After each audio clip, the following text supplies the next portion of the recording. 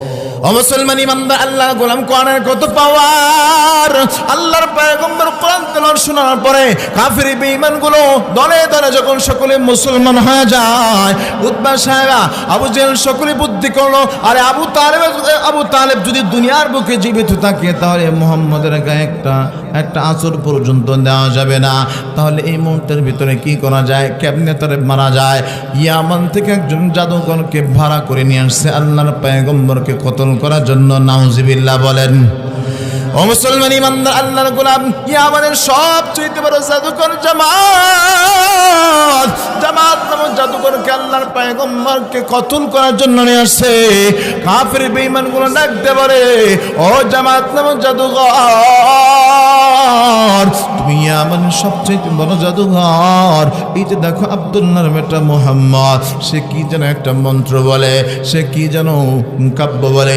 এটা শোনার পরে মক্কার মানুষগুলো তারা বাপ দাদার ধর্মগুলো ভুলে যায়। ও মুসলমান ইমানদার, আল্লাহর গোলাম এইবার আল্লাহর পয়গম্বরকে কতল করার জন্য ডাক দেয়া বলে, তুমি তাকে জাদু বিদ্যা দিয়ে তাকে তুমি কতল করে ফেলো, তাকে তুমি ধ্বংস করে ফেলো। আল্লাহর পয়গম্বরকে কতল করার জন্য জামাত নামক জাদুঘরকে ইয়ামান থেকে ভাড়া করে নিয়ে আসছে। আল্লাহর পয়গম্বর মক্কা শহরে বসে বসে কোরআন তেলাওয়াত করতেছে।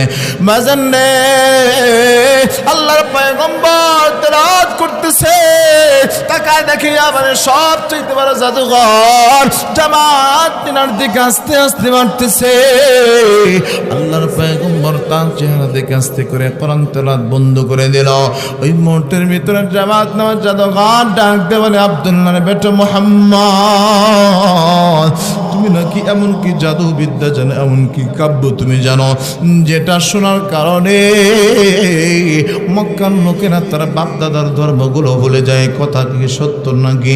ওই মুহূর্তের ভিতরে আল্লাহর পয়গম্বর ডাকতে বলে, জামাত, তুমি আমার সবচেয়ে বড় জাদুঘর। আমি যদি জাদুবিদ্যা জানি, আমি যদি জাদুবিদ্যা বলে থাকি, আমি যদি কোনো কাব্য বলে থাকি, এটা তোমার ভালো জানার কথা। আমি একটু তেলাওয়াত করি, তুমি একটু শোনো। আল্লাহর পয়গম্বর কোরআন তেলাওয়াত শুরু করে দিয়েছে। আল্লাহর পয়গম্বর কোরআন তেলাওয়াতের আওয়াজ জামাত নামক কলিজার ভিতরে বারবার ধাক্কা লাগতে লাগতে আল্লাহর বান্দার কলিজার ভিতরে ইমানের নূর আমার আল্লাহ তাআলা ঢেলে দিয়েছে। বলেন আল্লাহু আকবার। হেদায়েতের মালিক কে? আর জোরে বলেন, হেদায়েতের মালিক কে? ইন্নাকা লা তাহদি মান আহবাবতা ওয়ালা